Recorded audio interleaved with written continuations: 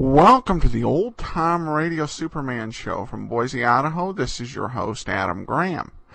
If you have a comment, email it to me, adam@adamsweb.us. Be sure to cast your vote for the show on Podcast Alley, and pick up a copy of my book, Tales of the Dim Night, dimnight.com, available in ebook form on Amazon, and as well as other sites, including Barnes & Noble. We begin with a comment emailed in by Mary. She says, she's playing through the podcast, playing both ends, eventually to meet in the middle. Your comments are absolutely hilarious. They're great. What comes to mind are your comments about the shows in 1941 prior to Pearl Harbor. The German accents were so bad they reminded me of Sergeant Schultz and Colonel Clinton Hogan's Hero. I know you like vintage TV, so a show that comes to mind is from the UK, Allo Allo. It's about occupied France during World War II, very irreverent. We're fans of British humor, so if you are, give this show a peek. Well, thanks for the suggestion. I have actually seen Allo Allo. My younger brother is actually the fan of British humor, more than I have, but I've sat in on a dozen or so episodes, so... Thanks so much for the comments, and hopefully the dialect's getting a little better, and so is the plot, as Henry Miller's on the verge of a plan to destroy Superman once and for all. It's time now for The Atom Man in Metropolis, Part 6. Kellogg's Pep, the super delicious cereal, presents The Adventures of Superman. Faster than a speeding bullet. More powerful than a locomotive. Able to leap tall buildings at a single bound. Look, up in the sky. It's a bird. It's a plane. It's Superman. While Clark Kent, who as we know is Superman, was taken to Florida by Perry White after his narrow escape from destruction at the hands of Henry Miller, the Nazi Atom Man, Miller was being injected with another solution of radioactive kryptonite, which enables him to generate deadly atomic power within his own body. Miller was preparing to destroy Metropolis when Sidney, the sinister fat spy with whom he has allied himself, discovered through a newspaper item that Superman was still alive. Sidney convinced Miller that their plans for world domination were hopeless while the Man of Steel lived. As we continue now, in the little attic laboratory of a German chemist, Miller is telling Sidney how Superman can be destroyed. Listen. In spite of Superman's great powers, he's still a mortal, a human being. The doctors and scientists that he permitted to examine him have said so. I know that. Get to the point, Miller. What are you driving at? It's like this, Sidney. Human beings have to eat and drink or they die. So all we have to do is to put Superman into a coma and keep him that way until he starves to death. That's all we have to do, eh? Just put Superman in a coma. Are you out of your mind? It's easy. Superman can't stand the atomic power of the kryptonite in my blood. I'll expose him to it again. How can you without... It's easy, I tell you. I'll let him know that I'm going to destroy Metropolis. He'll show up to try to stop me, and that'll be the end of it. It'll also be the end of your atomic power, and then we're off. No, it won't. Of course it will. Oh, you idiot.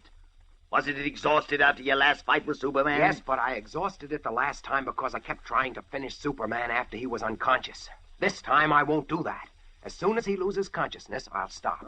It might take too much power to knock him out. I don't think so. The last time... No, we can't take any chances.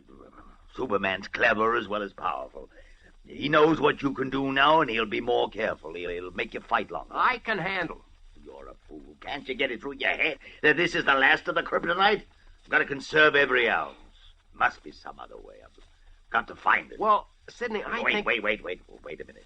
You said that you and Teufel were sure that Superman's Clark Kent, the Daily Planet reporter. Well, practically sure. Teufel treated my vest with lead to keep the emanations of the kryptonite in my blood from escaping. And when I came near Kent while I was wearing it, nothing happened. But when I approached him without it, he became dazed and he almost collapsed, just as Superman did. That's not conclusive proof. Kent might have been ill that day. But was there anything else? Yes. I got Superman to the beach by phoning Kent and telling him that Jim Olsen was in great danger. Superman arrived within half a minute, and the beach is 50 miles from Metropolis. Oh, that's better. Much better. So Clark Kent's Superman. Now we get in someplace. Oh, what's on your mind? I've got an idea. Yeah. Tell me. Kent has no idea that you suspect his double identity, has he? No, of course not. Good, very good, very good. One other thing. You say Superman becomes affected by the kryptonite in your blood, even when you're not converting it into atomic energy. Yes. When I met him at the Daily Planet that night, he almost passed out. Fine, excellent. Miller, I believe I know how it can be done. Yes, I'm quite sure I do. Why? Exposing Superman to your power, of course, and keeping him under it until he's done for without you having to exhaust the power. How? Oh, this is good. Now, look, Sidney, if you're figuring on my walking up to him or sitting next to him in a restaurant or something, it won't work. He knows it. I'm quite aware of that. And a disguise won't work either. His X-ray vision will see right through that. I know that, too. In fact, I know much more about Superman than you do. I've made a study of him for years, trying to find a way to get rid of him, and now I found the way. Which way? Tell me. I'll tell you in the car. Where are we going? To make the necessary arrangements for eliminating Superman. Careful on those stairs, my boy, careful. The carpet seems a bit loose. Can't afford to have anything happen to you now, you know. There are millions at stake, millions. And oh, how I love money. His fat body shaking with greedy laughter, Sidney leads the Atom Man from the attic laboratory.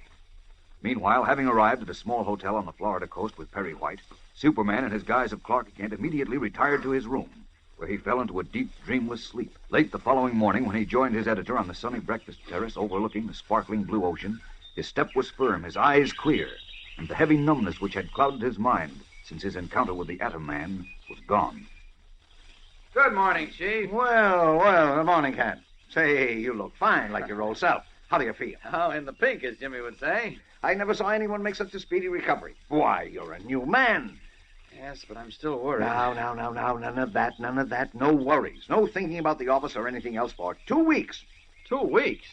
Are you kidding? I certainly am not. I arranged for both of us to be gone for 2 full weeks. Oh, you did? We're just going to fish, swim, lie in the sun, eat, and sleep. Now, how does that sound to you, huh? Sounds fine, but did you arrange it with the Atom Man, too? Huh? With the what? Henry Miller, the Atom Man. Henry Miller, Now, look here, Ken. Don't go off on that subject again. That's what made you sick. It made me sick, all right, but not in the way you think. What do you mean? There's no such thing as an Atom Man. Miller's a dirty Nazi, all right, but don't now, Chief, please. Well, now, look, Kent. In the first place, you're not well enough to go back. Physically, I never felt better in my life. Physically? But how about mentally? What do you mean? You're a sick man, Kent. You created some kind of a fantastic illusion in your mind about an Atom Man. I only wish you were an illusion. Unfortunately, though, he's real. And unless we stop him, most of us will be dead in a month. All the ridiculous nonsense. Now, look here, Kent. Listen to reason. You told me yourself that Dr. Millison, one of the greatest scientists we have, told you that it was practically impossible to create an Atom Man. And that it... Oh, say, that reminds me. What? Millison was trying to get hold of you. He was? When? Where? Why didn't you tell me? Well, how could I? First you weren't around, and then you were sick. He was phoning the office practically every hour. Hey, where are you going? You haven't had your breakfast. I got to call Millison. Maybe he was able to what? Now sit down. Here comes your breakfast. You call Millison later. I can't wait. This may make all the difference. So long, Chief. Kent, will you come back here? Kent, come back, I say. I hate to spoil the Chief's vacation. He arranged it for my benefit, but if those calls from Millison mean what I think they do... Let's see, where can I... Oh, that patch of bushes behind the terrace ought to do for a dressing room. There we are. Now, off with these clothes. Good thing I had another Superman outfit. The Atom Man certainly ruined my other one. Next time we meet, maybe it'll be different. Maybe. If only Millison has been able to... Ah, there we are, all set. Now, back to Metropolis. Up and away! Leaping high into the sunlit clouds, Superman veers and rockets away to the north, red capes streaming in the wind. Will he find what he hopes at Dr. Millison's laboratory? We'll return in a moment to learn what happens. But right now, here's Dan McCullough to tell you about that wonderful series of comic buttons. You know, gang, since Kellogg's Pep began putting out those smart-looking new comic buttons, I've learned a thing or two. For instance, one of the girls in our neighborhood was showing me her button with Winnie Winkle on it. And I learned that Winnie's hairdo is called a page boy. And Winnie's brother, you know, the little kid with the soft bow tie, has a name that's a sort of a joke. You know, Periwinkle. Well, a periwinkle's a plant or a little sea snail. And what I'm learning about the fun you fellas and girls are having, collecting all 18 different buttons. These buttons are just about the best-looking things you ever saw, in brilliant colors on a clear white background. Aren't you glad it's so easy to collect these swell comic buttons? Why, you don't send in a single penny, not even a box top. and you can't buy 'em anywhere. All you do is to ask Mom to get you plenty of that super delicious whole wheat flake cereal, Kellogg's Pep. Inside every package, there's an exclusive prize, one of these swell new comic buttons or a military insignia or warplane button. It's your prize from P.E.P. Pep, made by Kellogg's of Battle Creek. Now back to the adventures of Superman. Once more in possession of his great powers, Superman has arrived at Dr. John Millicent's laboratory on the campus of Metropolis University. Eagerly now, he holds in his hand what is, at first glance, only a modern plastic trousers belt. But woven under the smooth, glossy surface is a network of fine, hardly discernible wire filaments, which cross and crisscross through the entire belt. You say this belt will detect the presence of kryptonite, Dr. Millicent, and warn me of it? If there's any kryptonite within 100 yards, the belt will warn you. How? There's an alarm secreted in the buckle. Oh, yes, I see it. It'll send out a high, wavering whine. Not very loud, but you'll hear it. You say it'll detect the presence of kryptonite within a radius of 100 yards. Well, I say that conservatively. It may detect it at a greater distance, but 100 yards is certain. Good. It's constructed along a principle of radar, which was perfected during the war. Look, Doctor, this is terribly important. Will it detect kryptonite in liquid form, in a man's body? In a man? Oh, you still got Teufel's Atom Man on your mind. I'd forget that if I were you. Well, I can't. Because, you see, Teufel did create an Atom Man. Oh, come now, Superman. I tell you he did, Doctor. I battled with him, and it's only a miracle that I'm still alive. Good heavens. You really mean? Yes, I do. But don't mention it to anyone. No sense alarming people until it's absolutely necessary. No, of course not. But why, I can't believe it. That's true. Only too true. And unless I stop him, he'll destroy every vestige of civilization as we know it. Now tell me, Doctor, this is important. Will the detector warn me of the presence of the Atom Man? Will it? Well... Tensely, Superman waits for Dr. Millicent's answer. The answer which this time will truly mean life or death to him. Because at this very moment, Sidney is on his way to the Daily Planet to set a deadly trap for Clark Kent, whom he suspects is Superman. Fellows and girls, don't miss tomorrow's tense, dramatic episode. There are a dozen thrills and surprises in store for you, so don't fail to tune in. Same time, same station, and follow the adventures of Superman. Faster than a speeding bullet. More powerful than a locomotive. Able to leap tall buildings at a single bound. Look, up in the sky. It's a bird. It's a plane. It's Superman. Fellows and girls, be sure to follow the adventures of Superman, brought to you every day, Monday through Friday, same time, same station, by the grand old Kellogg Company of Battle Creek. And for other thrilling adventures of Superman, see your local newspaper. Superman is also a copyrighted feature appearing in Superman DC Publications.